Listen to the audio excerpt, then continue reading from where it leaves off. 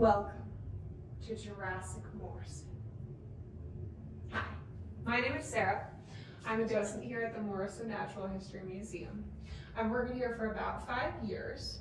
Today what I want to do is I want you to come on a journey with me. We're going to explore Morrison, Colorado and its vital paleontological finds. We're also going to get a chance to go and find some fossils with me. So you are going to be a part of this. We're going to make sure to kind of go through the museum, learn some of the history, but then we're going to end up in our research lab and have some fun. Also, please feel free, you can pause this video, run and use the restroom since it will be a little bit of time. Also, I'd recommend if you are driving, please just put this video on pause, and then whenever you reach your final destination, you can take a few minutes and finish watching. All right, let's go take a look. We get started here early on with Arthur Lakes in 1877. We're focusing on an area which is right across the street from us called Dinosaur Ridge. Arthur Lakes was a geologist at the time, and he was going all around different states and finding a lot of geological and fossil evidence. When he was over on Dinosaur Ridge, he was noticing the geology of the area, but then he happened to stumble across a lot of different fossils. On that ridge, he then started to dig in multiple quarries. So quarries are specific dig sites.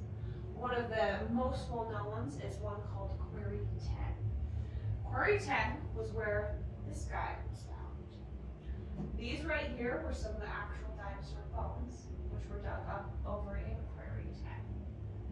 Now, Arthur Lakes, he found a lot of different species of dinosaurs over there. Many of them were some of the first of their species to ever be found. So with this one, this is a Apatosaurus ajax. He also was an artist. He did some different watercolor paintings, and he had his hand in quite a few different baskets. We're going to go along and we're going to see one of his most famous dinosaur finds here in a moment.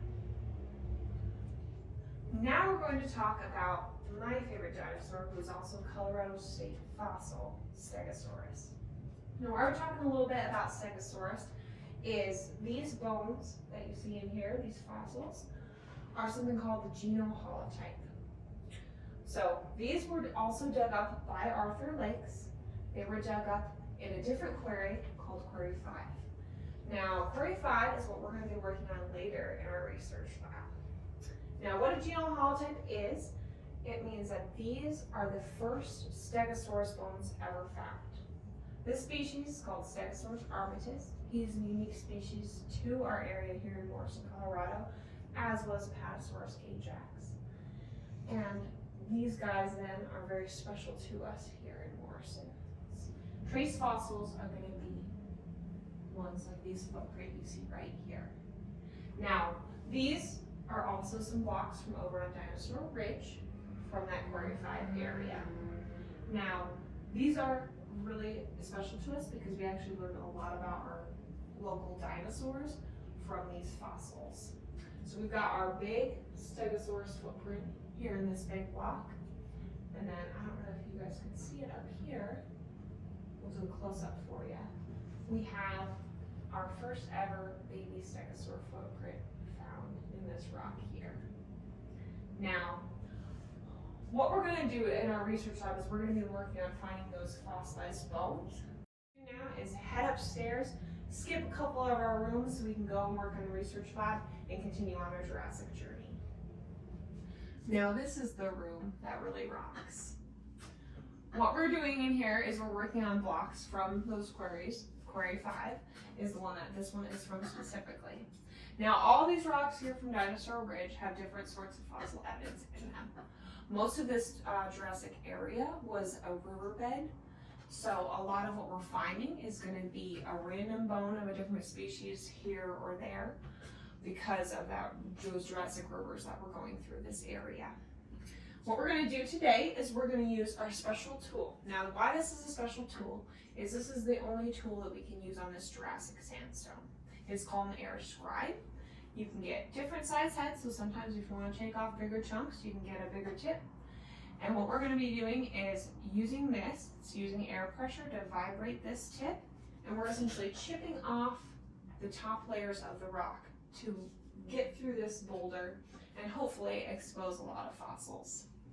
What you guys can see here is we have a little chunk of bone that's actually going to connect to another bone that I'm going to show you here in a moment. And we also have some little instances of microfossils. So microfossils, they might be a fragment of a tooth, a fragment of a bone, or they might be a small tiny bone of their own, complete. And this is going to tell us a lot about this Jurassic area at that time. So we're going to know sometimes potentially what kind of species we had. If we can't tell what species it is, we can at least find evidence that we've got reptiles, we've got mammals, we've got different dinosaurs. We're going to be able to at least figure out something about them to know a little bit more about this area back in that time period. Now, when we're using this tool, because it's chipping away those layers of rock, we also do have to wear our safety goggles. So what I'm going to do is I'm just going to put these on, and I am going to turn on the tool, and we're going to chip away at some at this boulder.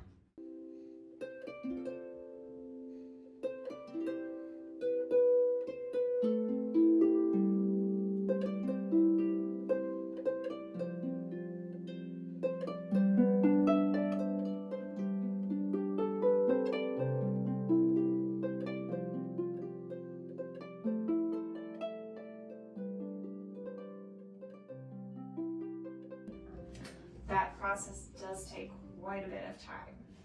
Now, depending on where you are in that Jurassic area on Dinosaur Ridge, sometimes you do get areas that are a little bit more mud rock, which are a little bit easier to get bones out of. That is where they found those Paleosaurus bones we saw earlier. But when you're digging around in this big sandstone conglomerate, it does take quite a bit of time. With that though, that means we've got plenty of work to do anytime that anybody comes to visit us here at the museum. Now I'm going to show you that other bone. So what I want to show you here is the connection to our block that we were just working on. So that small but larger chunk of bone that you saw on that rock actually came and broke off of this part right here. Now, what we're really trying to look at here is some of that process. You guys saw chipped off a little bit of that rock, but that was just, a couple minutes of our time. What we're doing here takes quite a bit of work. And this used to be all covered with some of that Jurassic sandstone. And we've been digging away through, and probably only about 6 months ago, we've been working on this rock for about 2 years, we'll be able to get down to where most of this bone got exposed. It started out just being that little chunk, which connected to our boulder over there. So, with this process taking so much time, we are always grateful for people who come to visit us and help us chip away at those rocks. Thank you for joining me on exploring the Morrison Natural History Museum. We visited Morrison, Colorado, and learned some of the vital paleontological history of the area. You got to help me figure out how to find different fossils, what kinds of fossils there are, and a little bit about finding those fossils in our Jurassic sandstone. As you can see here, I'm being helped out today by my friend Squiggles. There's a lot more to see here at the Morrison Natural History Museum than what I showed you today. This was just a little teaser. So we would love to have you come and visit us here. If Colorado is a bit too far, I would encourage you to go find your local Natural History Museum and visit and support them. If you are going to plan to come here, even if it's just a dream that might not happen even for a few years from now, please leave a comment on what your favorite activity will be when you come and visit the museum. I would also love it if you left any comments with any questions, or if you had any further information that you needed from me. I'll leave some contact information in the description as well. Have a wonderful rest of your day. Thanks for coming.